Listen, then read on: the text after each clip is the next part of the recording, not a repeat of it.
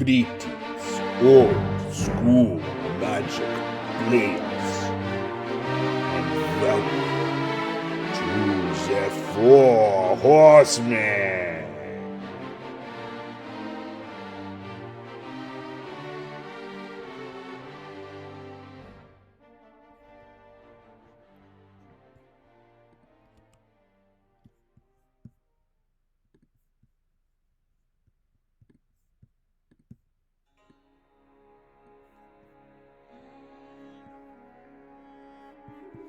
Greetings, old school magic players. Welcome to a Saturday night, January 13th, with the Four Horsemen Old School Magic Players Group. I'm the Chadster. I'm going to be joined here tonight by Cause, aka Parker, and our reigning champion, Peter Soltez. We're going to be doing our Four Horsemen tournament number 11 early group matches. This is a tournament that we're running January 13th through February 10th.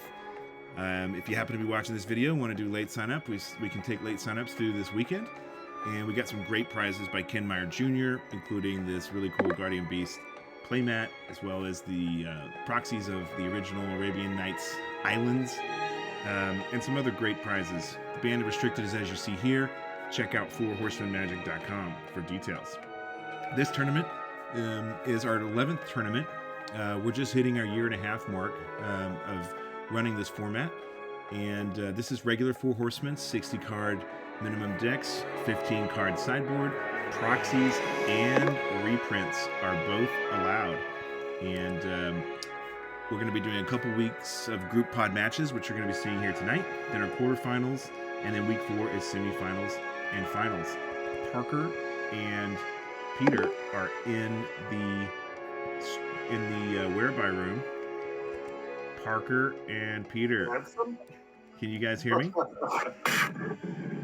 I can hear you. Yeah, buddy. All right. It looks like we got John with us as well. Hey, John. Oh, I'm getting some echo and feedback. Yes. I'm not hearing anything. There. Really fucking loud music. Yeah, the music's sick, dude. Sorry, guys.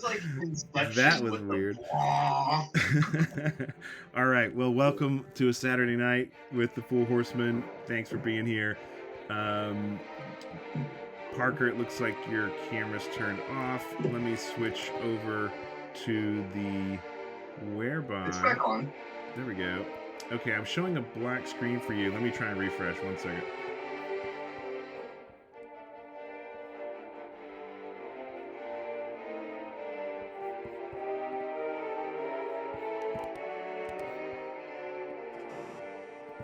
Peter, you can see me, right? No, actually, I can't. Maybe I need to refresh. Oh, let me refresh. We'll refresh. Oh, yeah, now I see you, man. Okay. Yeah, sorry, let me. All right, now you're good, Parker. Okay. Cheers, man. Yes, cheers. Cheers on a Saturday night. It's good to be here with you guys. I guess John dropped. I know he had a match that he was going to be playing in. Is everybody ready? I got a shuffle, but yeah. All right.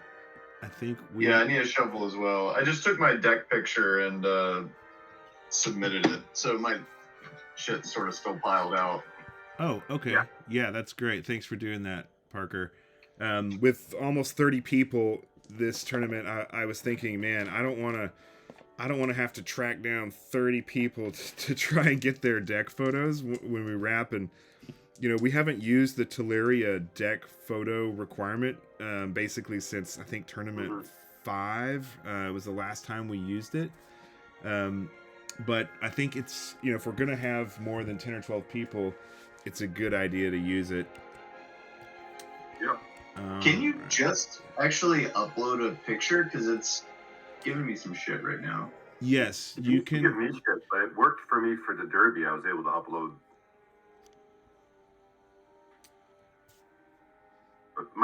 Teleria might be glitching today, for all you know. Yeah, I wouldn't worry about it right now, Parker. It's fine.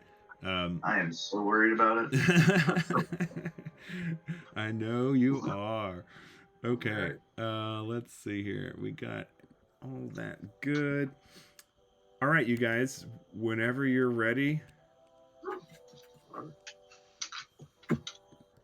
And I'm streaming this right now, and I'm going to be watching the packets and bandwidth and things. One of the really frustrating things that happened in our Four Horsemen Pauper Doubleton Tournament 10 is we did a series of the semifinals and finals matches, and Twitch was, doing something weird. It was on a weekend night, and my bandwidth was not the best.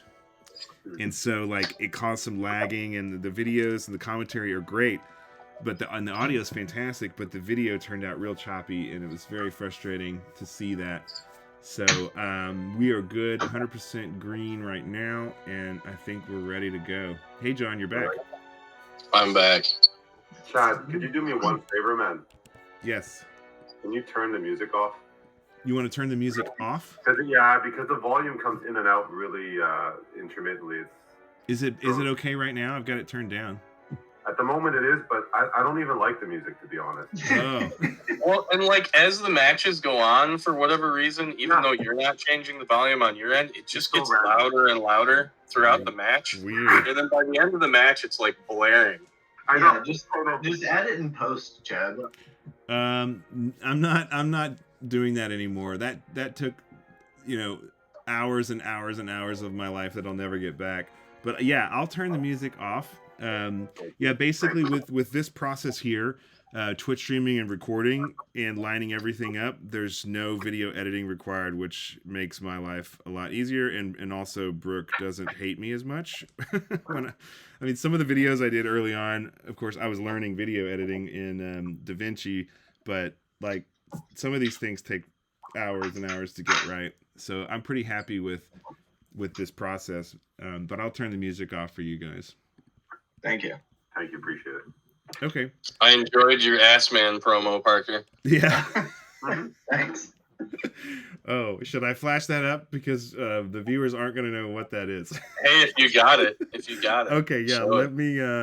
Let me where would I? Okay, that's going to be in Messenger, so I'm going to have to jump over to Messenger. Here, I'll text it right to you. Oh, I've got it. I've got it right here. You got it? Yeah, I've got it right here. Okay, so for those of you who are watching and you are Seinfeld fans, Parker worked this up for us, and this is Kramer and the famous Seinfeld Ass Man episode in it with Brass Man as the art. So this is very likely going to be our next promo.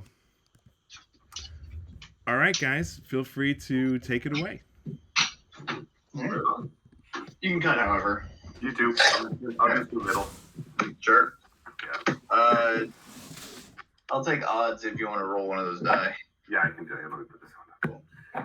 Lots of this. You've got it. All right, I'll play first. Sounds good.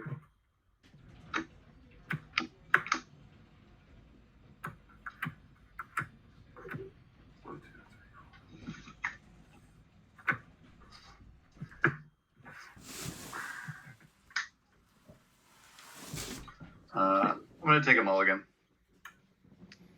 Uh-uh. Wow.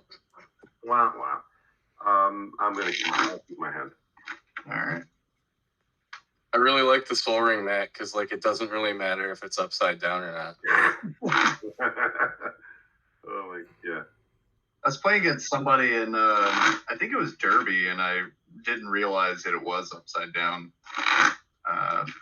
for a little bit because like this desk folds up, so like I'm constantly like rolling it up and putting it back down.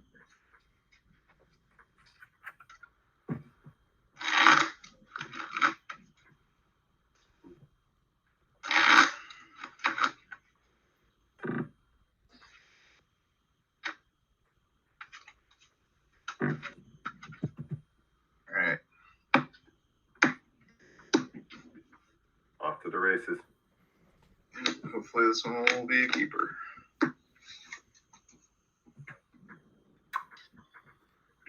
It is indeed.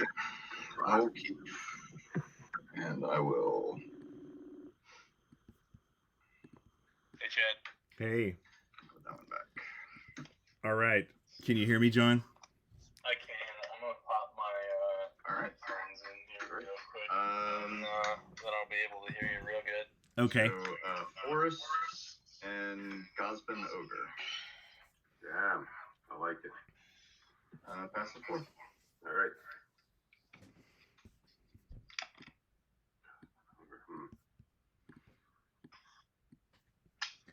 All right. So I've got myself muted in Whereby.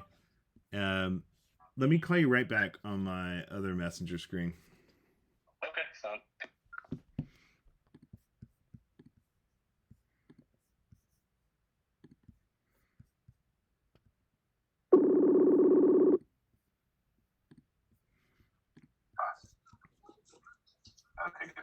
All right, can you hear me now, Chad? Yeah, John, if you'll click on the 3 right-hand little dots on each Parker and Cause, you can mute them on your Whereby. That disconnected my headphones for some reason. Just 1 second. Okay. It's good. Ooh. That's not good.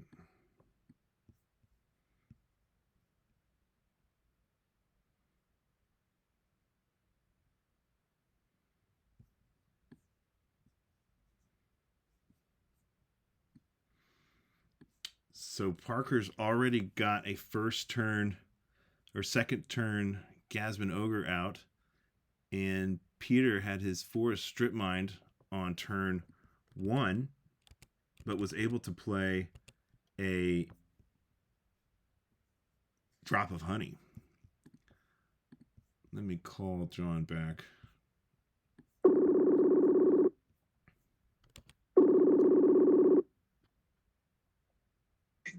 Just in case you want it here. Okay, how about now? Hey, John, if you'll click the right-hand 3 little buttons on both Parker and Peter, you should be able to mute them. Keith. I can't hear you at all. Let me see if I can get this switched over. Trop, Sylvan Library.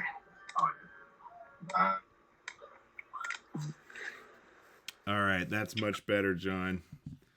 Okay, so I might just put you on speakerphone because for some reason. Yeah, just put me on speaker. Yeah, that's fine. We'll just do it that way. Yeah, and I think this will work out nicely, so we can commentate and not interfere with their game. All right, so Parker's off to just a rocket ship start here. Gasman Ogre early. Peter was able to drop a Drop of Honey, and then Parker strip mined his Forest and right out of the gate, but he was able to get the Drop of Honey down. Third turn, Peter has played the Tabernacle of Pendrell Vale, and he's also gotten the City of Brass out. Meanwhile, Parker, aka Cause, gets his third land, and he was able to drop a Sylvan Library, and now dropping a Serendib Efreet. Oh, and Peter here is playing a proxied Island of Whack Whack. Nice proxy. Yeah. Yes. And John, can you hear me okay? You sound great. Yeah, you sound good. So Parker's playing the super fast blue-green aggro deck that we saw way back in Tournament 1. Rob Hackney played that deck in Tournament 1, and I was thinking about playing a spin on that deck this time. It's one of my possible considerations. Yes, it's super fast. We obviously we don't have deck pictures because we're not into quarterfinals yet, but this is a blue-green aggro deck. You can check out fourhorsemenmagic.com and just go to the deck photos gallery. You'll see several decks like this. Oh, and there is a Ogres Djinns. Wow, this is quite the game here. I thought Parker would be playing some weird combo build, but I'm kind of happy to see him playing an aggro deck. Doesn't really seem to be his style. Yeah, but it is today. And there was an interesting move there, John. It looks like Parker let his Serendib Efreet die because Island of Whack Whack, he elected not to play the Tabernacle Pendrell Vale upkeep, the 1, and that also opened up his 4th mana so he could get his Ogres Djinns down, which can Seems navigate. greedy to me. Yeah. Like I would have just like kept my dib and played the Urnum a turn late. I think. Because why lose your 3 damage on board to get 4 damage on board? Then got neutralized immediately with a Spirit Link, so it just all seems real bad. Yeah, the Spirit Link. Oh my god. Okay, so Parker paid 4 life here, going down to 11, and is playing. Use that Sylvan Library draw and is playing Elves of Deep Shadow and Argothian Pixies. Wow. And now he's got enough mana to pay the Tabernacle. Yeah, it's starting to get sketchy though, right? Yeah. Maybe he just doesn't pay for the Urnum and lets it go since it has the Spirit Link on it. Mm-hmm. I'm going to refresh here and see if I can get... Looks like Peter's camera's a little pixely on my side. Parker looks great. It's a little grainy. I mean, I can tell what all his cards are, but it's a little grainy.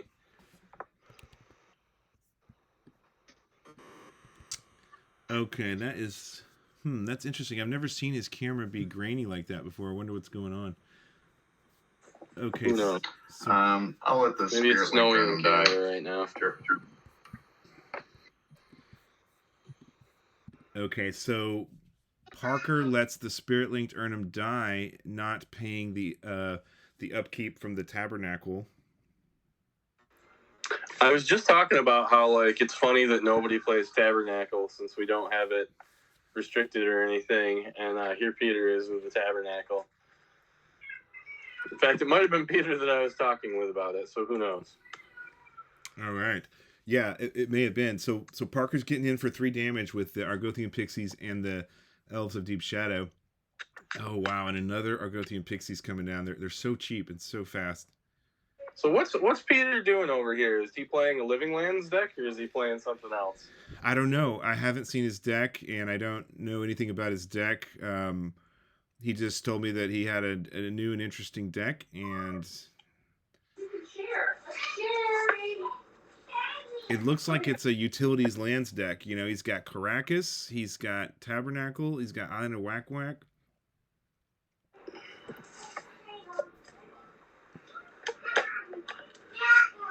I wonder if we can get Peter to refresh his screen. Let me ask him real quick.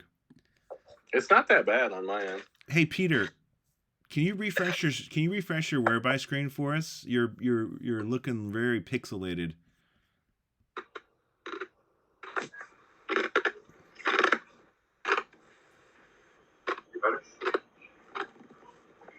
What's Parker's coaster card? Yeah, it looks a little pixelated to me too. It might.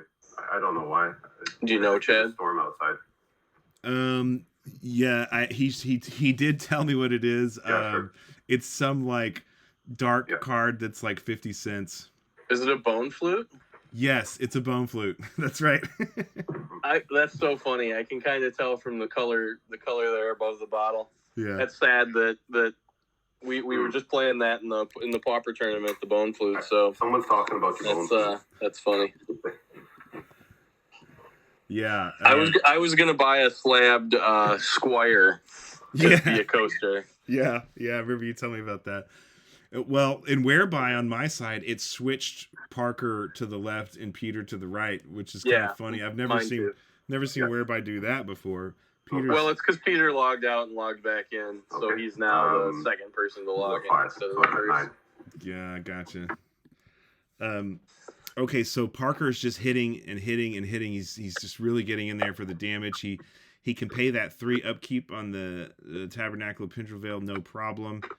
And Parker's at 11 and Peter is at 9. Is that right? That's right, and it's funny because he doesn't care about that Island of Whack Whack either because he doesn't have any flyers. He's just beating into the little ground guys. Mm-hmm.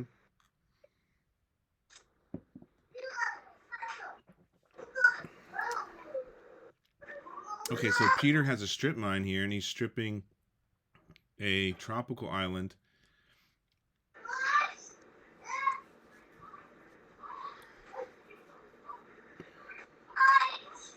Yeah, we've not quite done this exact setup before, John, but I think this works out nicely for us, so we can commentate live and they not interfere with their games. And then they don't hear us. Yeah, it's good. Yeah. So that's a living lands, right? So that is indeed what his game is.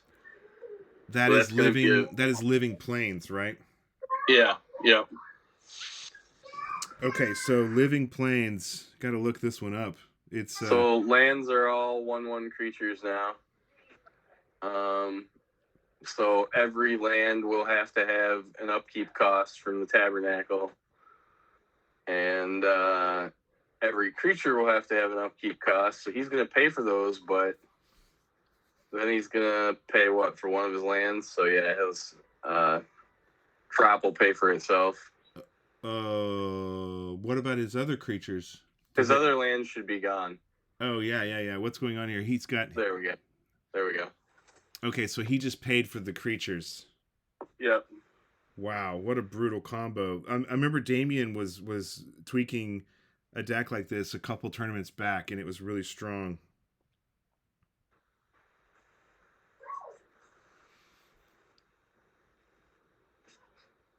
Okay, so Parker hits in for 5. Wow. Well, if he wants to, he can trade the walk for one of the 2/1s. That's what I would have done, because the walk's sitting there doing nothing. But yeah. Maybe Peter's not thinking about that. Did Peter pay for the whack? He hasn't had to pay yet, because he just played that last turn. Right now, he'll have to pay for his stuff if he wants to, which kind of puts him in a bind, because that means Parker will have creatures and Peter won't. Whoa. Okay, so Living Plains is 2 green and 2. Enchant World. Treat all lands and play as 1/1 creatures. There's still lands. Okay, so you've got so the trick is your lands still have their abilities. So the Tabernacle Pendreville still has the 1 upkeep required for each land. That's right. But he's also got the Caracas, and that was like the combo that Damien was using, where you bounce the Tabernacle back so you don't have to pay it. Well, yeah, why didn't he? I wonder why he didn't bounce the Tabernacle this turn so he didn't have to pay. I'm not sure. He added... I don't know what's going on over there. Well, he paid for the lands he kept and then let some of the lands go. But I don't know what... maybe we missed him popping it back. Maybe he popped the Tabernacle back and then played it this turn? No, because he just played an island. No, because he sacrificed a couple lands, so definitely not. Yeah, you're right. And he just played an island too. Okay, so on to Peter's turn. Peter's paying 2. Oh, and the Elves of Deep Shadow is really helping, right? Well, he didn't use it. He let it go. Okay, so he could have had it pay for itself. Yeah, he totally should have had it pay for itself, unless he's got lands in hand. Oh man, but he's hitting for 4, so. Yeah, but Peter can just block him with his lands if he really wants to and trade. Oh, that's right, because they're 1/1 creatures themselves. I mean, which Peter just should. He should block. I don't know why he didn't block and kill one of those with the island before. What is Peter doing? I don't know. He's grabbing the City of Brass out of his graveyard? What's going on here? I have no idea. Maybe we should turn his audio on. Yeah. Anyway, I just feel like that because it makes me feel bad. He's saying that he should have kept. It doesn't matter. He should have kept the City of Brass, because then he could have played the Sandstorm and killed both of Parker's guys. To be honest. That's really cool that he's playing Sandstorm, because that means I guess you would have paid when they swing in with all their dudes that are men, because Caracas needs to all their lands that have been turned into 1/1s, he can then just play that and kill all their guys. Oh my god, the Sandstorm. Or you could just stack the Tabernacle. Wow, what a game that was. That was action packed. I haven't really practiced that much in a while. Yeah, that was interesting. Peter was like almost there, but didn't quite assemble his stuff fast enough, and Parker had enough stuff on board to eke him out. But it was pretty close, really. It was very close. I mean, Peter almost had his like total lockdown with that combo. Yeah, he almost locked him out. Yeah, okay, so real quickly, I'm going to pull up Living Plains on the Gatherer for the viewers. Yeah. All right. I mistakenly said Living Lands earlier, which is a card from an earlier set. But I really. Yeah, Living Plane is the card that Peter's playing. Living Plane. Okay, so yeah, 2 green, Well, 2 I'll enchant take that, world. 'cause All lands are fucking, 1/1 creatures that are still lands. Drop of Honey, Tabernacle. Yeah, Spirit, it was like, immediately. Weird. The It was errata heavy, is yeah, it this was has heavy super duty, type heavy world. duty, heavy duty. What does Yeah, that mean? was rude. It means it's in a world enchantment, and other world enchantments can destroy it. Oh, okay. This is It a was- state-based it was rude. action card It was pretty rude. called the I'm World okay with that. Rule. It The was world permanent rude. says on the battlefield, if Fucking 2 rude, world permanents like, enter the battlefield at the same time, they're both like, put into the owner's graveyards. Oh. If they're 2 of the same or 2 of any? No, it's just an enchant world, just like a abyss or a what's the one that gives them all haste? So it's they're just saying it's an enchant world. In all So you're on the play. a non-creature permanent yeah, turns don't take the that play. creature into a creature. It's subject to summoning sickness. It can only attack and tap and use its ability. It can only be activated if the controller has continuously controlled that permanent since the beginning of the turn. Okay. Such an interesting card, you know? I like it. Okay, so Parker's wisely doing the pile shuffle here, and yeah, you can see much more clearly here that is a graded bone flute as Parker's coaster. As soon as I saw the gas van, Nice. I was like, I'm in trouble. Oh, Anybody did- running gas van is not planning the game to go very, very long. I feel like that's a sign. Peter was saying as soon as Yeah, he saw the trying gas van, he to- knew he was in trouble. Trying to shine some light on that guy.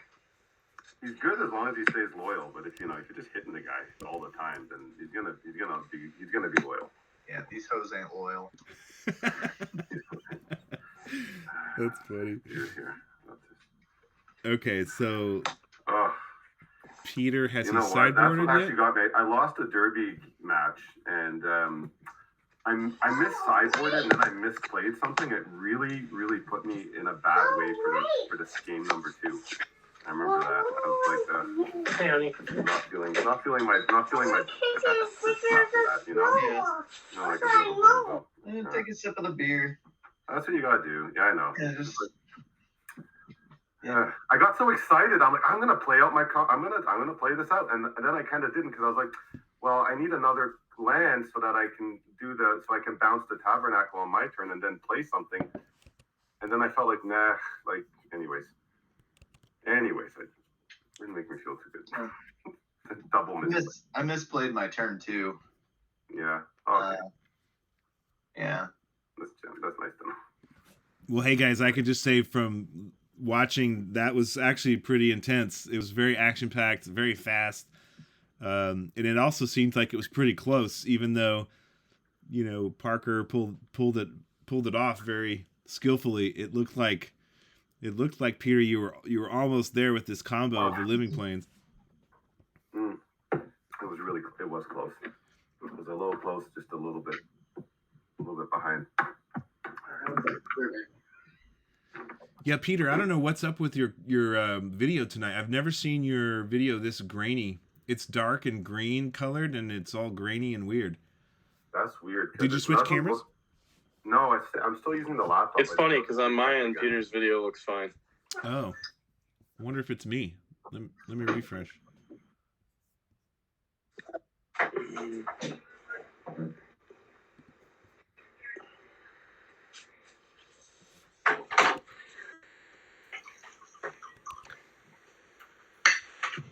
Okay, that's a little better.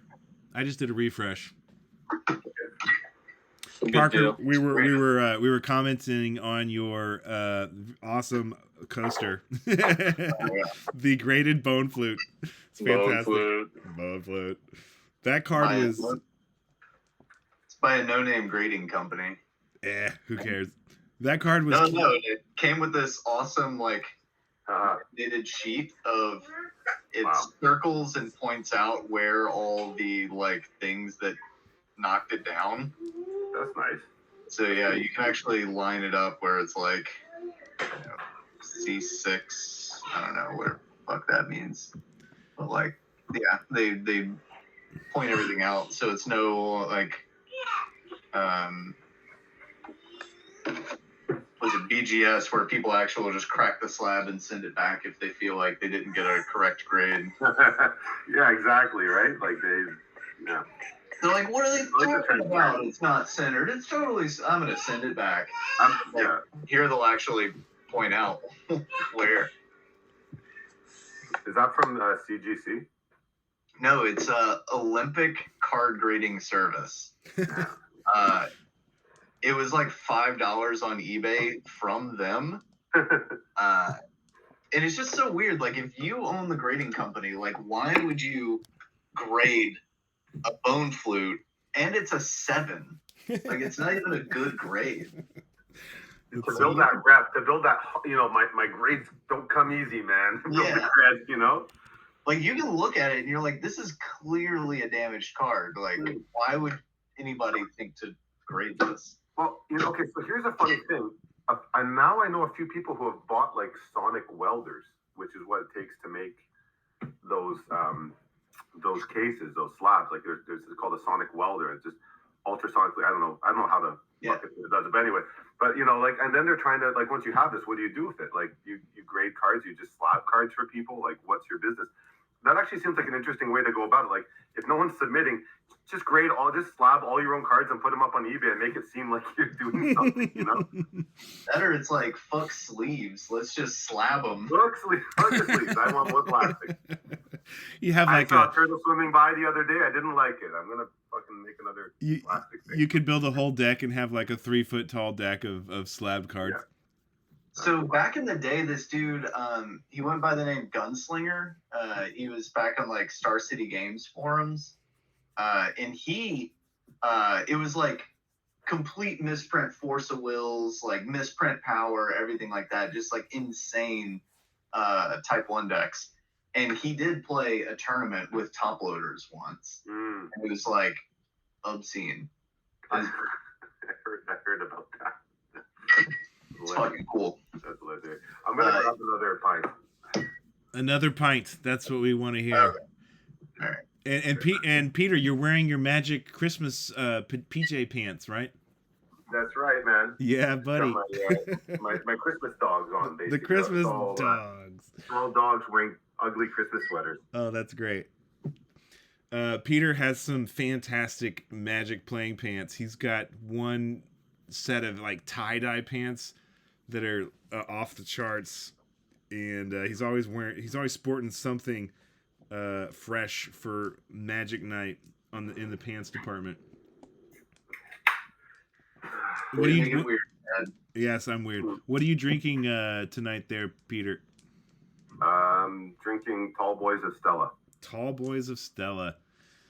The funny thing about Stella is, I don't know what is in that beer that's different from other beers. I can drink all kinds of beers, but there's something in Stella that it gives me like the most worst sharps headache ever. And I'm a whiskey guy and a vodka guy and and an IPA kind of guy, and that beer does something weird to me. I don't know what it is. Parker, what are you drinking? Heineken, and then switching to this Pinhook whiskey. Ooh, nice. Beer than whiskey. That's my kind of drinker. It's the right direction. Both fit on my coaster. It's the right direction. Yeah. Right size. Peter, you can cut however you want. All right. Good luck, guys. Yeah, you too. I already did middle on top. All right, John. I'm gonna mute. And can you hear me? Okay. Yeah, I can hear you good. Okay. Wow. What'd you think of that match? I mean, it went pretty quick. Yeah, it was lightning fast. Holy crap. We'll see if we get another quick one out of him or if Peter stalls him out. I don't know. Parker's deck seems pretty fast. Oh, my God. Parker's deck is so killer good. Like I was telling you earlier, Parker and I, I don't know if you know this, but Parker was the first person during COVID, I guess it was 4 years ago now, that I played Old School Magic with after not having played for 18 years or something. and I didn't. Oh, really? He was the very first. He was person the you very played? first one, and I did not know this, but I was also Parker's first person that he played with. So we both just happened to get back into old school during COVID at the exact same time. Find the the Discord and all the Facebook groups, and we happened to be the first people that each of us ran into, and we've become friends and been friends ever since. It's pretty wild. I'm glad Parker's back playing with us. He's been off for a little bit, but he played in several of the early tournaments. Oh yeah, he was in all the first 5, I think. Yeah, he had a bunch of work stuff going on, and yeah, he's back in it. But he told me, he's like, I want those islands, Chad. So the islands, John, are definitely working on the recruitment level.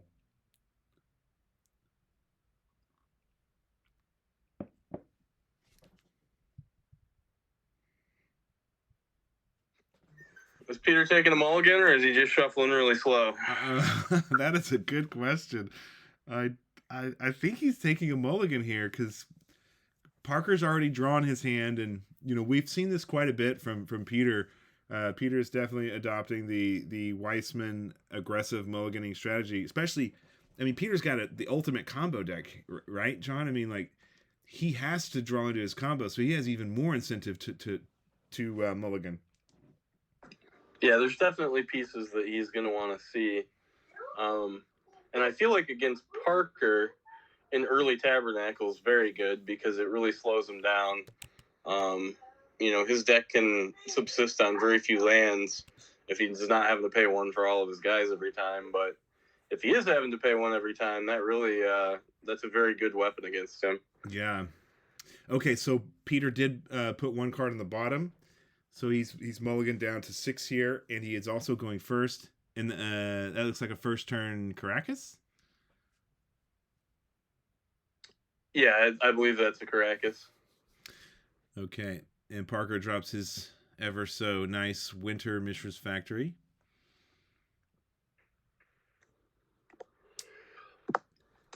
By the way, John, after the 18-year Magic hiatus, the first thing I bought was when the Foglio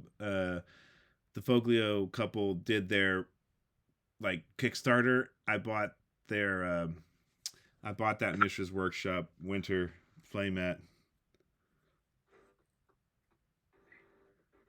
Okay, so Peter drops a Maze of Ith on his second turn. Actually, I guess that's his third turn. He must have missed a land drop. What's going on here? Was that did Peter just draw 2 cards? What was that? Sylvan Library? Okay. That was weird. Did you see that, John? Did Peter just draw 1 card or 2? I thought it looked like he drew 2 off the top. That was. If he took 2, he needs to lose some life. I mean, he just doing the Sylvan Library thing? He just played the Sylvan Library now, but maybe my eyes are doing something funky because I was also looking at Parker's side of the things. That was very odd. I'll have to go back and look at it once we wrap up the video. It looks like he's got 3 cards in hand right now. Should that be correct? Or am I not seeing all of them? He's got 4 on board. He mulliganed to 6. He played the card, drew a card. Now he played 2 more. Yeah, I think he's got 3 cards left. I don't know. I think it's correct. Okay.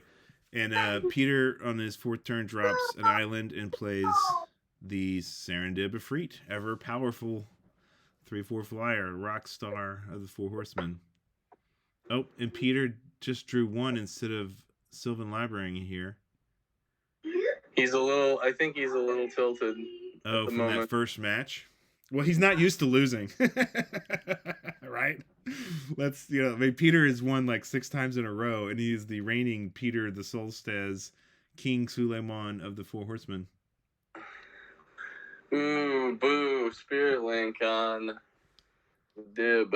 Oh, that is the ultimate. I mean, that and Maze of Ith, he's got double answers for that Dib here. That's really rough for Peter. I mean, for nice for Earthbind there is his Proxy Spirit Link. Yeah, and so now Peter's going to be gaining 1 life each turn, and Parker is going to be losing 1 per turn. That is a really rough combo there, and he's got the Maze of Ith to hold back either the factory or the Pixies.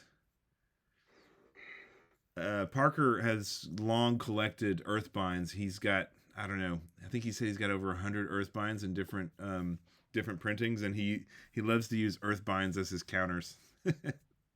That's fun. Yeah. Oh wow. Well, Peter looks like he's establishing his combo board defense and all that much stronger in this match than in match 1. I wouldn't be surprised if we go to game 3 with the way Peter's developing his board here. It seems to be that way. All right, but it does look like he is going to be able to get in for some damage. Animating the factory, coming in with the just two though, probably with Sandstorm. Oh my gosh!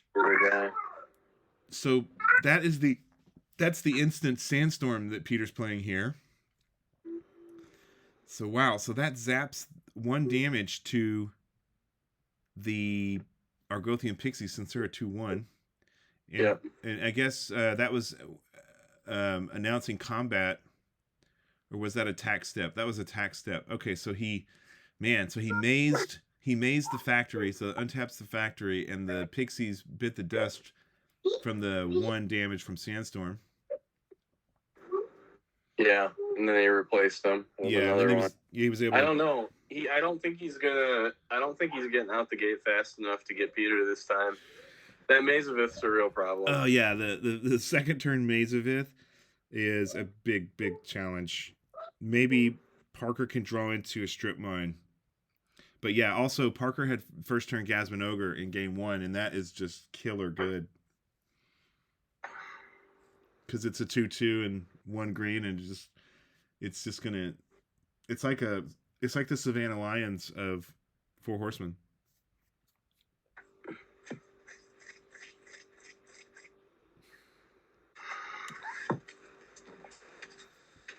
Okay, so if you're Parker, what are you thinking here, John?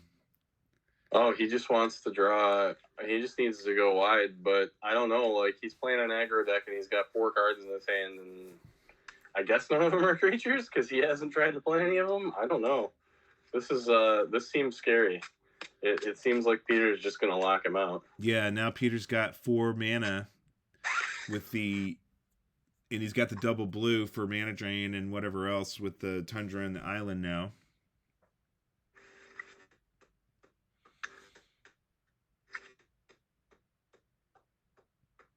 Pendlehaven, totally useless at the moment. Yep. Pendlehaven. Animate, swing, get in for 2. Also, Peter's gaining a life every turn from the Serendib. I know. This is just such an uphill battle. Oh yeah, this is rough. Parker needs he doesn't really have a good... He needs to boomerang his Serendib back to his hand and then replay it to deal with that Spirit Link.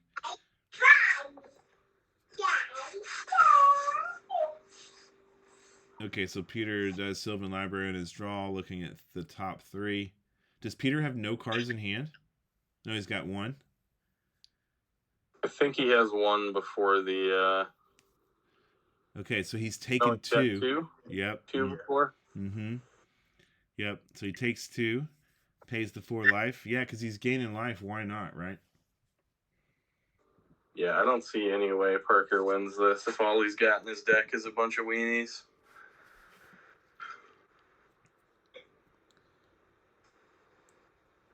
Also, Parker had an early strip mine in game 1, which really helped him pull ahead and slow down Peter.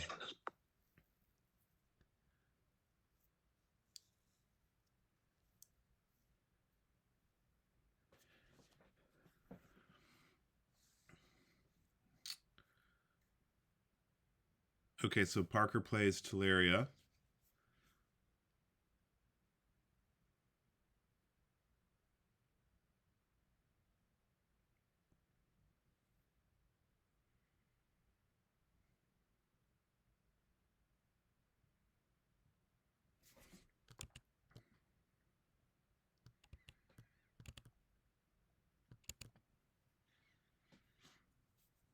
Wow, it looks like he's attacking with the Argothian Pixies, and that's getting Maze of Ith.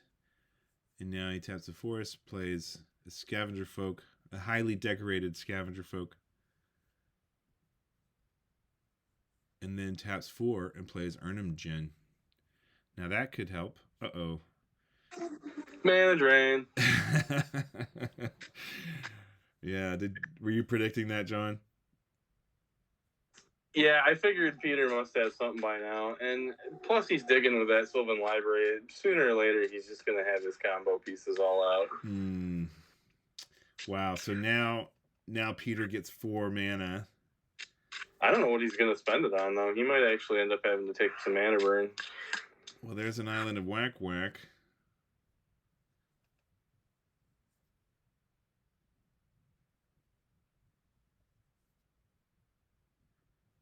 I really think Island of Whack Whack is going to be kind of like the up-and-coming, metagame power card in Four Horsemen, because it mitigates all the flyers and it mitigates the rook eggs, which, those rook tokens are popping up and everywhere.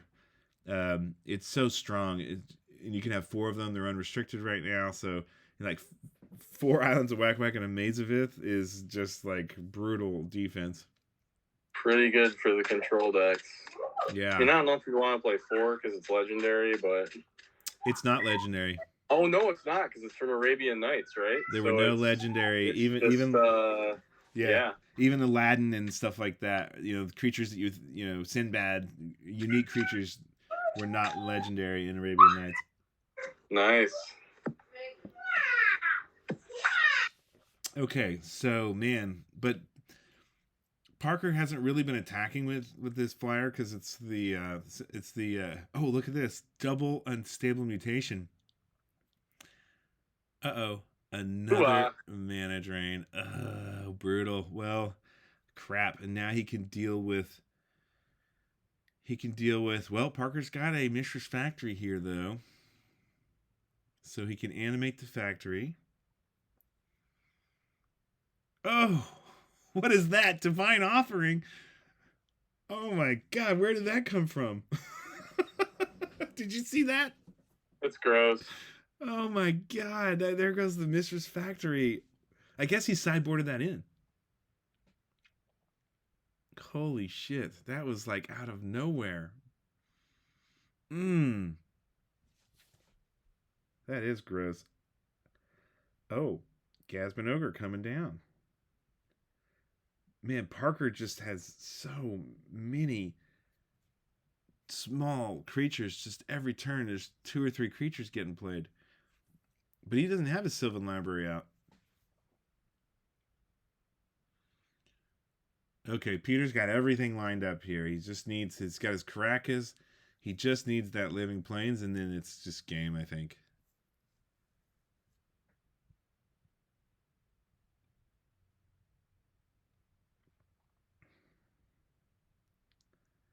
Oh man, that Divine Offering. I really think Parker would have really pulled ahead here because he'd have 4 creatures.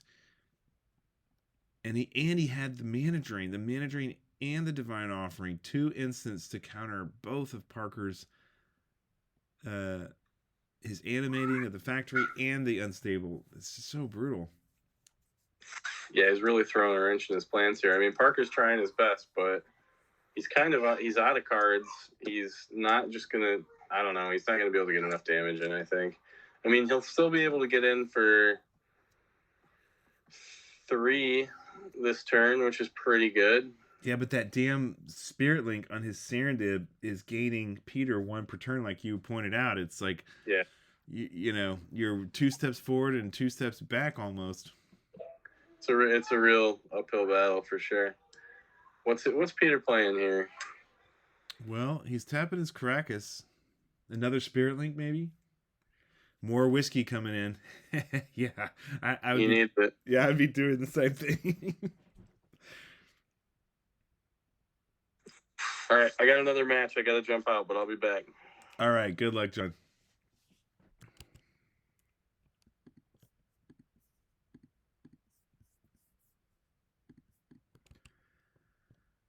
Okay, well, John is playing, I believe, in his he's playing in his Fallen Empires 40 match, I believe.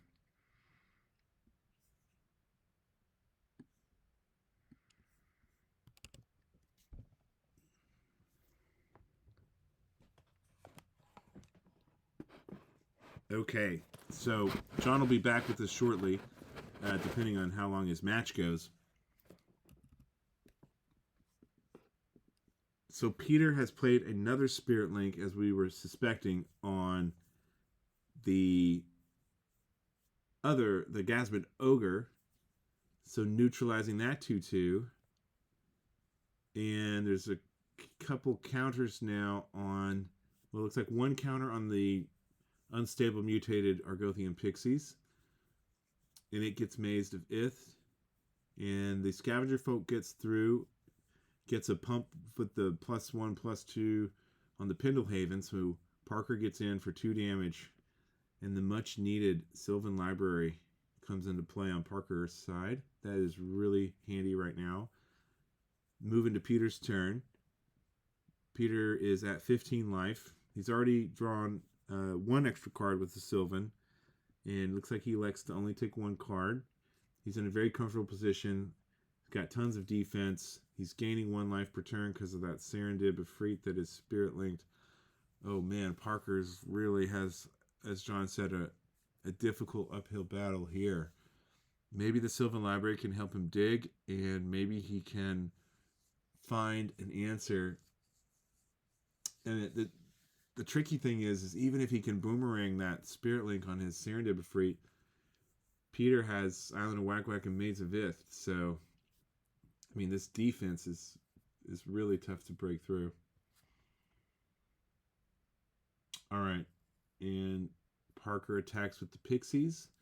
It's got 2 counters for the Unstable, as well as attacking with the Scavenger Folk and activating the Pendlehaven.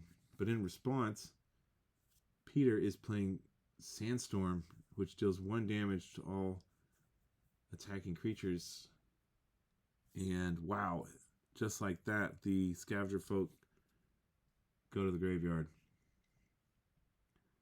Parker taps for green and plays an Elves of Deep Shadow. Great card. Great famous art after a real person.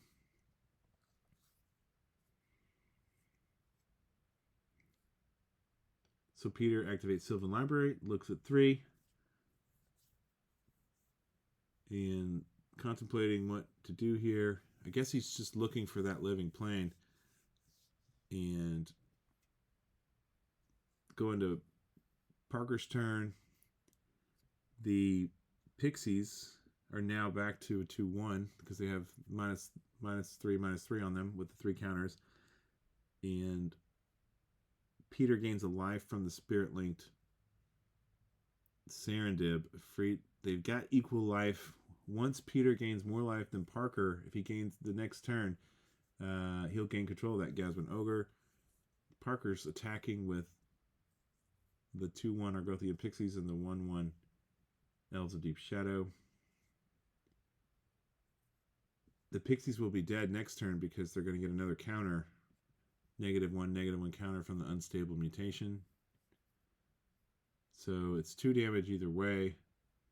So Peter elects to maze the Pixie, and Parker elects to use the Pendlehaven to give the Elves of Deep Shadow +1/+2. And then after combat, Peter plays another Elves of Deep Shadow. I mean, he's definitely keeping the pressure on, but Peter has gained probably 10 or 12 life at this point from that Serendib Efreet that's been Spirit Linked, so that is really rough. So he's done so much damage, but Peter's gained so much life.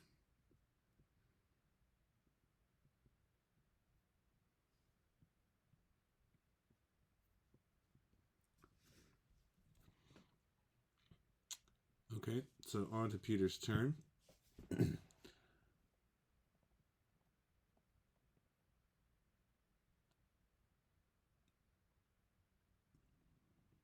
Doing the old Sylvan. looking at 3. I'm surprised Peter isn't taking an extra card. Okay, he plays another Sylvan Library. Not sure why he would do that. Maybe he's not running Jaloom Tome. Okay. And Peter loses a life and goes to 12. Parker loses a life and goes to 12. And Peter gains a life. And now Peter's looking on the Sylvan. Just takes 1 card. He really doesn't want to pay 4 and give Peter the Gasman. Would just serve as a blocker.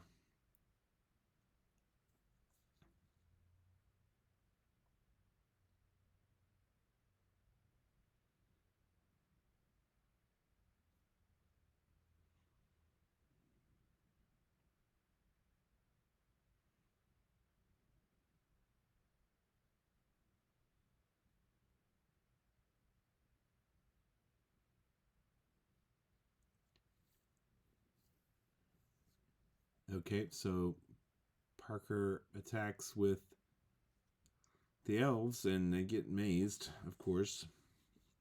Lost in the maze of Ith, and a pass. Yeah, Parker's really up against it right here. It's really formidable defense that Peter has built here with Maze of Ith, double Spirit Links, and Island of Whack Whack. The double Spirit Links, man, that is so tough on Serendib. So Peter's got real steady control over what is happening in this game so far.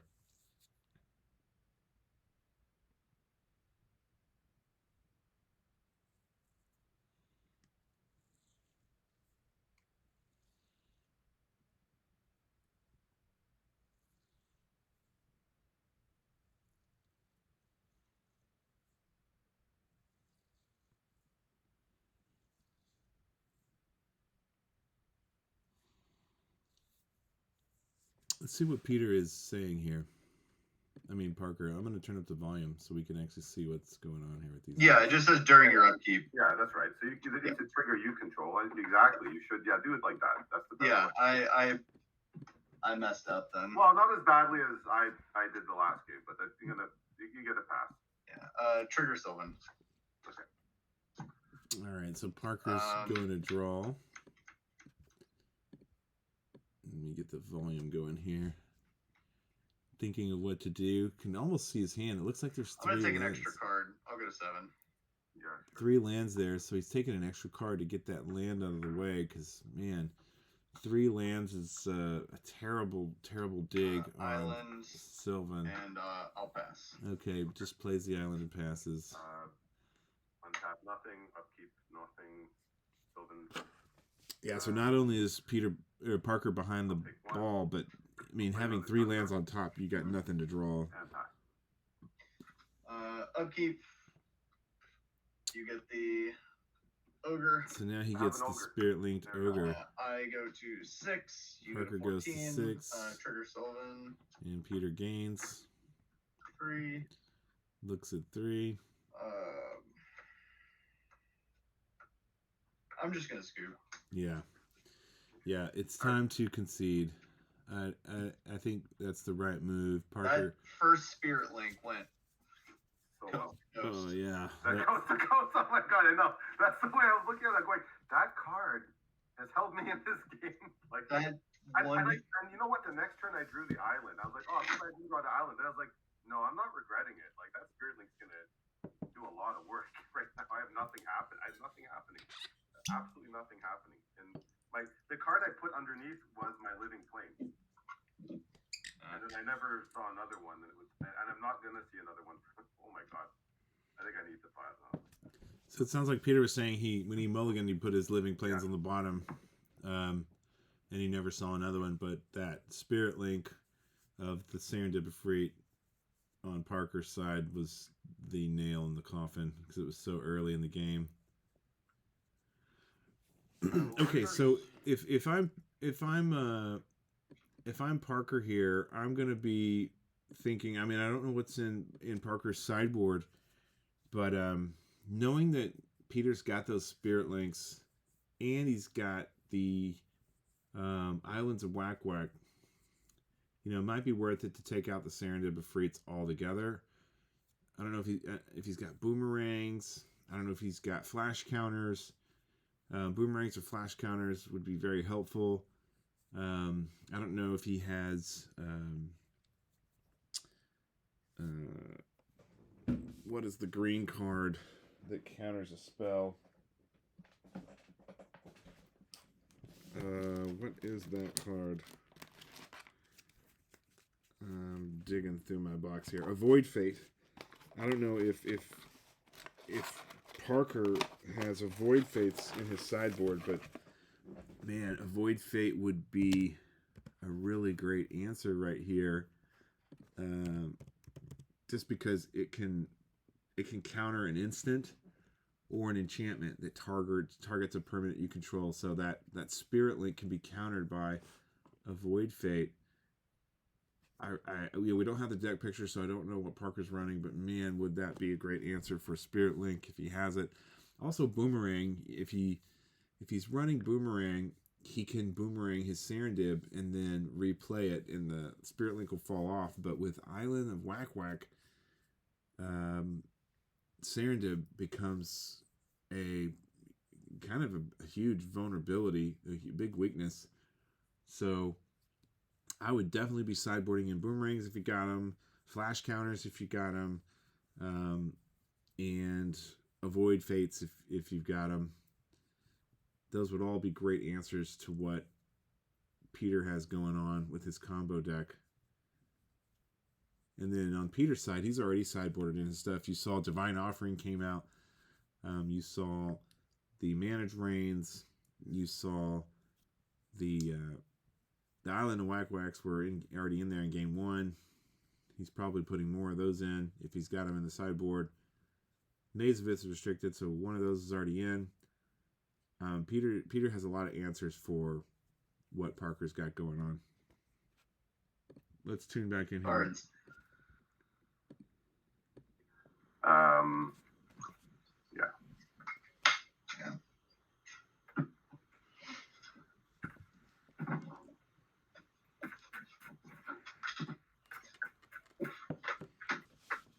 This is what we love to see. I fucking hate Spirit Link. That is such a not fun card to play against. Isn't it? It's like in It's some the worst. situations, it's just better even than a Swords to Plowshare. If you could only Spirit Link your own creatures, it would at least be a little bit more of a balanced card. Right? Yeah. Exactly. Yeah. No. Like fair point. Like it's really really good. It'll.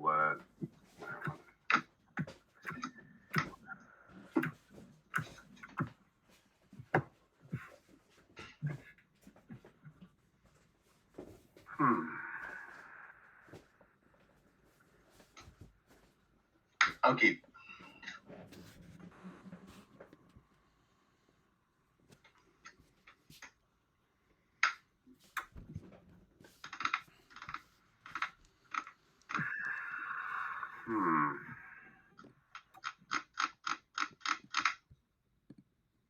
Okay, me too.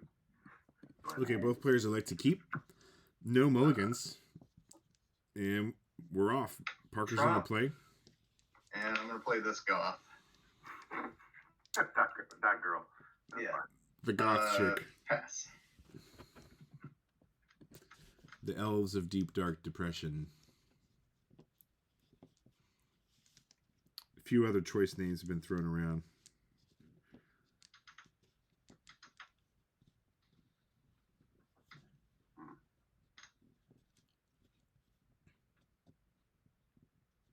Move to discard, pass turn. We'll see about that. Hey, you could be playing Reanimator. Get this pivot. Well, there is kind of a Reanimator deck in Four Horsemen revolving around All Hallows Eve.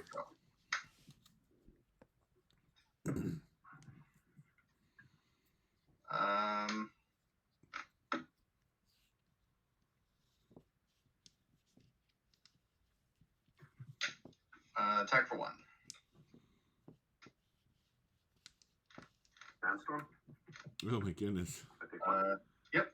Wow. So Peter That plays. card has been a hero to me, man. Jesus Christ. Good. Yeah, it's been a hero. Surprisingly good. Second main. All right, I gotta turn these guys down so we can get the commentating. So, the City of Brass for turn 1 for Peter gives him any color, and he just sandstorms. And pass with 4. Takes 1 damage, and hey Peter, did you lose a damage for your City of Brass? 19. Yeah. Right there.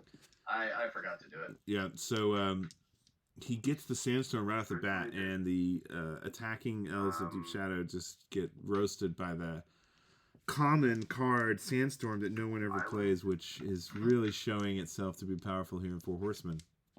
What a creative thought to put that in Peter's deck as a defensive card. Okay, so Peter takes another damage, tapping for green off the City of Brass and getting that Sylvan Library down, which is ever so critical for him to dig for his combos. Islands. Let's see if Parker can develop his board here. 19 and play an Urnum. Yep. Taps the elves for black and the other 3 lands. Plays an Urnum Djinn while Peter is tapped out. Pass with 3. So Peter's going to need a Spirit Link or a Maze of Ith here, or he's going to start taking a lot of damage. Take 1. Play Caracas.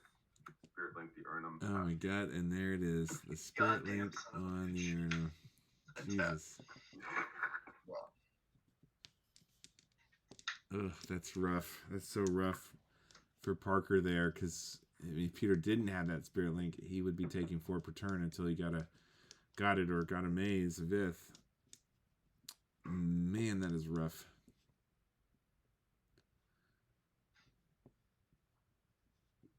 Parker very pensively tapping 2 blue.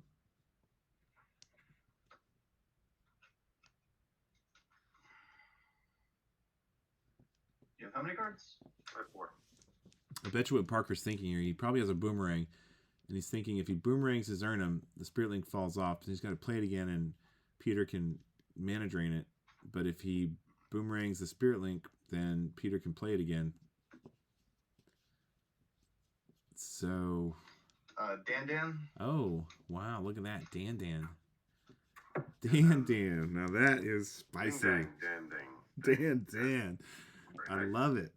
So Dan is a... I'll take 1 going to 18, and I'll play a Pixie. Ooh, look at that. So Argothian Pixie's coming down. Dan is a 4/1 that can only attack... It has Island Home, so only attack if the opponent has islands, which Peter does have. So Peter's going to need another Sandstorm here, or he's going to be taking some damage, or another Spirit Link or something. I'll just take 1. Just takes 1. Wow, I'm surprised. Okay, another... I'll play a Tundra. Another land, a Tundra, blue-white. And... pass you. Okay, What? wow, and a pass turn. So no Spirit Link. That is good news for Parker. So hopefully he can drop a land, maybe play another Urnum and get in for 4, 5, 6, 7 damage possibly, but something tells me Peter has something up his sleeve. He must have another Sandstorm. I wonder if Parker is thinking maybe I should... Declare attack step. There he goes, right into attack. I'm just going to come in with these guys. Just the I'll take the damage from my city. and the Pixie. And I'll Sandstorm. Oh my god, there's the Sandstorm again. This is my shocked face. Jesus. Oh, that is so brutal. Just that 1 damage because Dan's 4/1. Pixie's 2/1. Oh, that is just horrible. Take damage. For Play Parker. Pixie. Another Pixie. Play Dan. Oh, and another Dan. Oh, that's great. Pass with 1. I got a mana drain to Oh Dan. god, and of course Peter has the mana drain. Jesus Christ. Peter, how do you always have it? How do you always have every answer? Oh my gosh. Ugh, I really empathize with Parker here because everything he's doing, Peter is just having an answer and a counter for it, no matter what he tries to do. Take 1. I'll play a tropical island. Okay. Tropical. Now Play a drop Peter's of honey. got 5 lands. Here comes a drop of honey. Oh And no. I'll burn for 2. That is not good. He mana burns for 2. Because he had the 2 mana from countering the Dan. Now Peter's going to start losing 1 creature per turn. The smallest creature because of the drop of honey.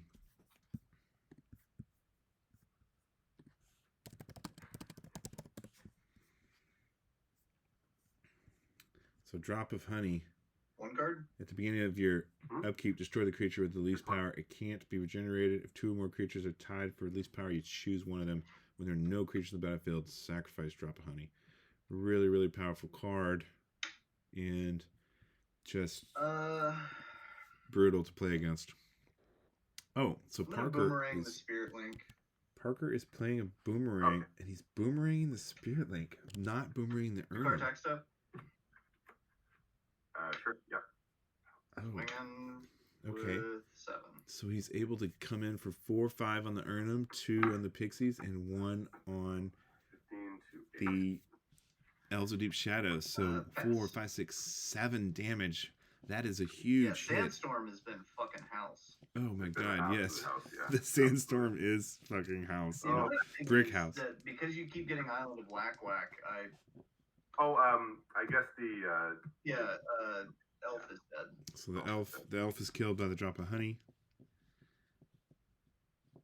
And Peter was just talking about how Island of Whack is really I'll take 1. playing into his sideboarding, but the Sandstorm is what's wrecking him on the ground with the 1 damage to attacking creatures for 1 green. I guess I could do it like this. I'll re-Spirit Link the Urnum. Spirit Link. How many We cards knew do you that have was in hand coming. None. None, eh? Okay. No cards in hand for Peter. I'll play a Pendlehaven. So Sandstorm has been A reprinted, Tabernacle. but Yeah, I don't. the Arabian Nights version.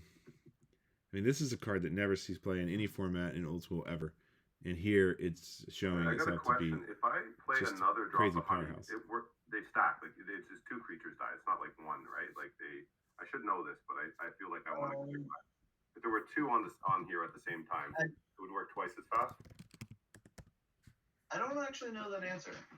Me neither. Like I feel like I do, and I feel like intuitively it's that they're both doing their thing, and they both need to be satisfied. Like they're both their own respective cards. They're not like they don't combine as 1 card, Mighty Morphin, Drop of Honey. But I feel like 2 works twice as fast. But I don't want to just assume that.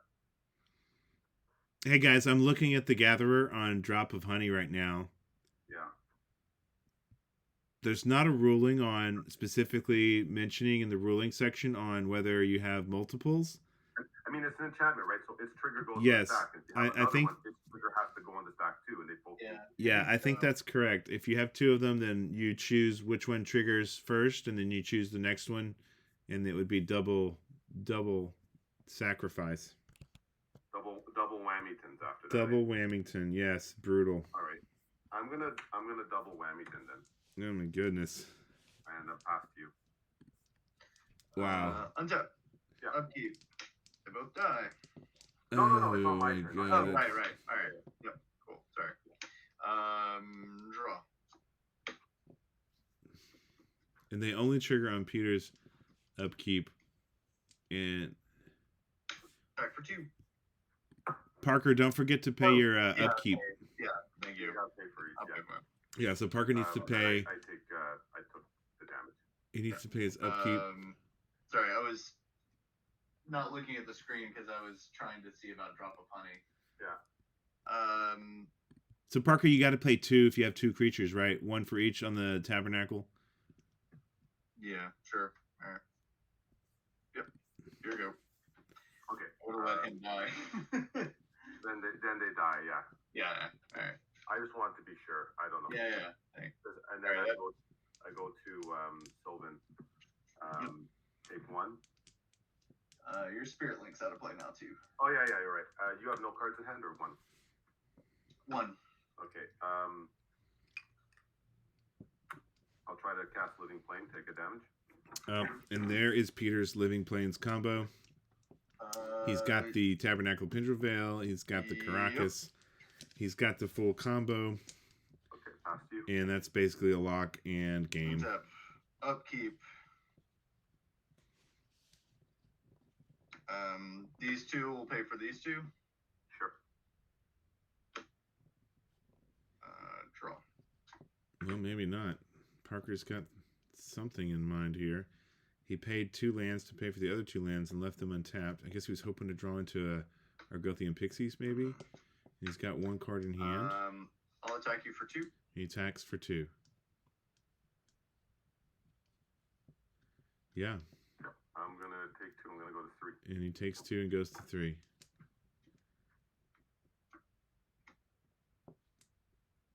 And now Parker is in a real bind if he doesn't have a land in hand.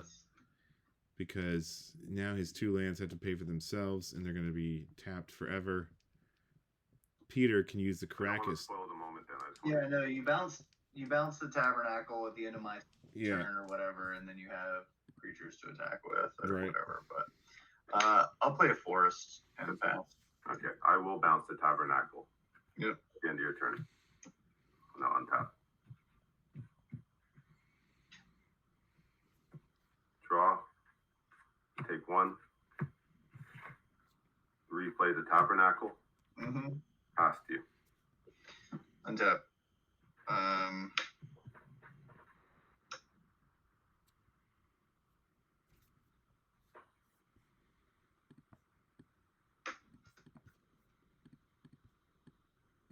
It's like I'm just locked out of the game at this point. Completely. Yeah. Yeah, so I'll just scoop. All right. Yeah, I think if I was just so sick of the Island of Whack Whacks that I boarded out, and Spirit Link, that I boarded out my Serendip Efreets for the Dandans, but you just happen to have all the fucking sandstorms. And if I had it would have been fine that game. I only kept in. I took out half of. At the second game, I put in all 4 of the islands of Whack Whack. But the second game, I took out 2 of them because I kind of thought you might sideboard. Yeah. And I put in a boomerang, which I never really saw. So. I took out an extra scavenger folk for a 4th boomerang, even though I never drew them. So I realized, like I said, when I was making this deck here, I was looking at, like people are saying like Brainwash could be a good, mitigate the damage card. And I was looking at, wasn't that good? I play Brainwash, people always get around it. I thought Sandstorm works really well with Living Plane anyway. Like if someone doesn't realize I have Sandstorm, and I did, like we're buddies, I just told you I had Sandstorm in the first game, but then they can attack with their lands and just get super surprised and get sandstormed, out of nowhere. Yeah, it's good. Like Sandstorm is really good, especially with But the Pixies and the Den were it's too good against the Pixies and the Den, and I couldn't have seen that coming. Yeah, that was obscene. I didn't have anything really in my board against you. Like you didn't keep a big hand, so Stormseeker didn't work. No. Crumble doesn't do anything because you don't really have artifacts. No. Energy Flux. Yeah. Flood doesn't do anything. Yeah. I run 4 Sandstorm main deck, and I didn't take any of them out. They were like the heroes of the match. Sandstorm and Spirit Link, seriously. Yeah, Spirit Link. I just wish it's like, oh my god, it's like Spirit Link.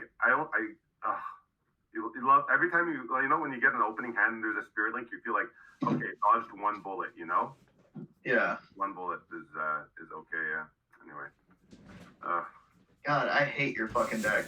I can't believe It's so unfun. it's so fun. Come on, Living Plane. How can you not like? Chad dropped me from the tournament. I resigned. No. 0-1 drop. I'm out. Oh my god. And Oh god, yeah, that sucks. that's what sucks. And I only left in. I didn't figure you had any artifacts, and I took out my 3 divine. I normally there's like 4 divine offerings main deck. Factory is the only artifact that I play. And then I only kept 1 because I'm like, maybe he's gonna think that I think he has no artifacts. I'm like, I could keep 1 in there. I'll probably never find it. And then you had the factory like forever. And I was like, oh, I hope I can find a way to strip it or something. Like it was like, oh. No, my deck is so smooth-brained that it's like Urnum, Flying Men. Yeah. I do have 2 Sylvans just to help with later games. Yeah. Pixies, Unstable. I was so afraid of the unstables that I just would not be able to deal with them. Like Scavenger Folk, Serendip Efreet, Elves of Deep Shadow. Like that's pretty much it. It's like 4 of all the good creatures. 4 of all the main strategy that you're running. I see it. Yeah. It's definitely like no thinking. Well, but for me, it's like it's pretty. Yeah, I guess it's. I got 3 Tabbies, 4 Living Plains, 3 Caracas. I try to get that going. I play 4 Drop of Honeys, 4 Divine Offering, 4 Spirit Link. I usually side out the Divine Offering, but I think I said the first game I played, but I probably would side out the Divine Offering unless someone has a lot of good artifacts. It's like one of the only ways I could gain life. Yeah. 4 Sandstorm, 1 Maze. Even Divine Offering like a Felwar Stone doesn't feel terrible. It doesn't feel bad. It feels like you gain 2 life, you slowed them down. I need everyone to slow down when I'm playing. So especially if they like tap out to do it on turn 2 or something, you basically time walk. I know people like that. That's a real truth about like. So in my Alpha 40 deck, I run a Psychic Venom deck, and we were talking about this because Psychic Venom is also one of my favorite cards. It's like totally one of my favorite cards. And Icy Manipulator and the Power Sinks are like fireballs. But the Unsummon, when you play an Unsummon on somebody and they tap out to play like a 4 mana drop, it does feel like you time walk. Yeah, as long as they don't also make a land drop, it's basically a time walk. Yeah, you have to redo that whole turn. It's like yeah. Unbelievable. Man, I really like your deck. Your deck is very dangerous because they're very dangerous. Like smokes, man. It can be like I've been playing Chad the last couple of days, and it was basically like by turn 4 or 5, either I win or I'm like completely dead in the water. You have no cards left, and it's like you have no board state and no cards. It's like it's just like did you handle it? Like did you play a Maze of Ith or an Island of Whack Whack? Am I just gonna die for my own Serendib? Yeah. There's very little variance in it. It's just like, do you win or do I win? Yeah, I was telling Parker that we've been trying out different decks, practicing quite a bit, and I have about 5 decks that I've been practicing with, including like a red-black Hell's Caretaker deck. I had a mono-red deck with Blood Moons and all the direct damage. I had a green-blue Robots deck. I had a All Hallows Eve deck. Like I tried all my decks against Parker, and I tried even sideboard games, and like his deck was so fast. Like I don't have a combo deck like what you have. Well, I mean, some of the cards I have combo, but like the Hell's Caretaker and that sort of thing, there's a bit of a combo there, and All Hallows Eve has a combo, but like I don't have a lock combo. I just have a give me an advantage combo, and I could not beat Parker's deck with any of my decks. It's really hard. You find yourself all of a sudden, when we're playing, as soon as I get below 10 life, you feel like really you're into danger. So like at any time, an unstable could hit, and like it's just very boom, boom, boom. You kind of drop all your life right there. Yeah. Well, I don't know what's in Parker's sideboard because I actually haven't seen his deck picture or his sideboard. I've just been playing him. But while we were we had you guys muted so that John and I could commentate. And John went to play his Fallen Empires 40 match, so he had to jump out after halfway through game 2. But I was wondering if Parker had Avoid Fates in the sideboard or anything like that. No, I don't. It's not a bad idea. The fact that it only stops instants and enchantments. It's not technically better than just having another creature. Yeah, that's where I was like sort of in my head that none of the creatures are desperate. Like I'm not desperate to protect them at all costs. Yeah. If you gave it Shroud, like couldn't be targeted spells or abilities or even sorceries or whatever, like the instants and enchantments is just a little too narrow. Yeah. And I'm not running it. But yeah, like that would have stopped the spirit links. I figured just like at a couple of points, I was like, should I just boomerang my own creature? But it just didn't like mana wise work out. That was the time when you boomeranged the spirit link. I was like, if I could like, if you boomeranged your creature, but it would have been off a turn from playing it again. And I was like, at this point, you've had an active library for a few turns. Yeah. I'm playing off the top of my deck. I'm taking a turn off. Yeah. I was like, he's either going to mana drain the creature when it comes back down, or like maybe I'll get an unstable and I can force some more damage through to sort of like keep the foot on the gas. But yeah, it was like a toss-up between boomeranging my own creature or the spirit link. Yeah, and you might think about my plays like weird, like why considering I had a maze, like why play the other drop of honey? Just in case. Well, it was kind of just in case you played out more creatures like aggressively. That was my only thinking, and because I knew there was a living plane on top of my deck if I like the next turn. Yeah. Already. No, I ended with the flying men in my hand because I was like, oh, I'm not gonna play it because every creature I play is just gonna keep dying until the drop of honey is gone. So I was like, oh, I'll just not play a creature to let drop of honey die, and then I'll play my creature. And then when the second one came down, it was just like, oh man, like sped it up a lot faster, and then the living plane, and just got out of control. I didn't have to play the second one, but there was no reason, no advantage not to play it. And that's the first time I've ever played two drops of honey at the same time. It's just like, so we had to look up the rules. You can tell. I'll show you my sideboard. I was thinking, so I've got two greater. I don't actually have the card anymore or around, but I have two greater realms of preservation. That's the COP artifacts. It's actually COP. It's red and black, right? Red black. Yeah.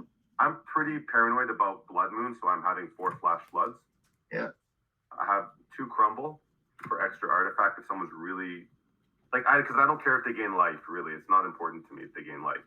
Yeah. So I could actually run Crumble over Divine Offering, but I need the life too, so I kept those in. I have 2 Island of Walk in the main and 2 in the side, and the ugly ones are in the sideboard. And actually, because of in case you get into a counter battle, I played 3 flash counters to force my combo through. Mm-hmm.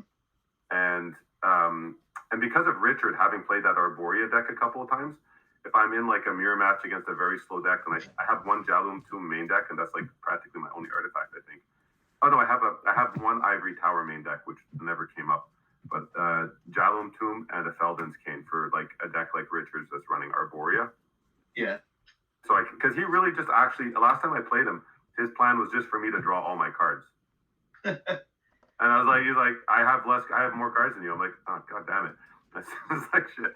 So I put a Felden's Cane and a Jalum Tomb, and I'd probably just be super aggressive with my libraries in that type of a matchup. And there's 2 boomerangs in the main to kind of hopefully deal with like Arborea. Yeah, that's all right. I know I hate your deck and all, but like fuck Arborea. Like Arborea is worse. Like this is like kind of playfully funny and like a little annoying, but like Arborea is worse.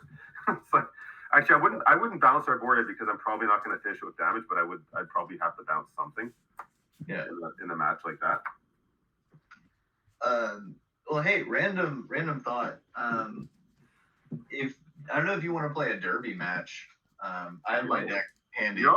Yeah, absolutely. I would love to. I don't know if it's sacrilege for Chad to play Swedish on the Four Horsemen channel. No, that's fine. That's fine.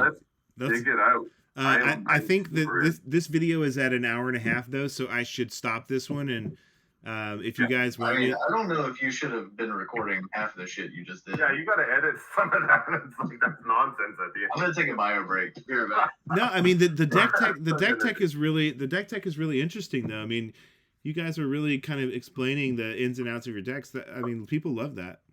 And I love hearing people explain.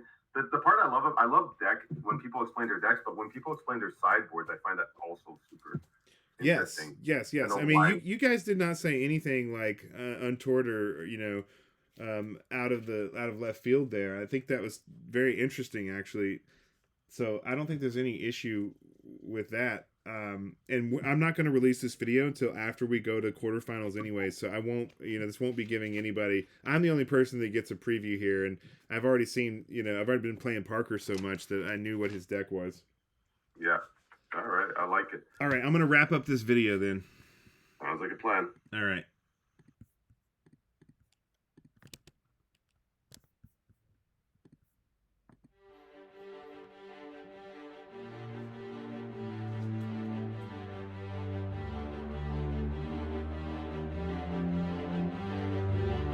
Greetings, old school magic players, and welcome to the Four Horsemen.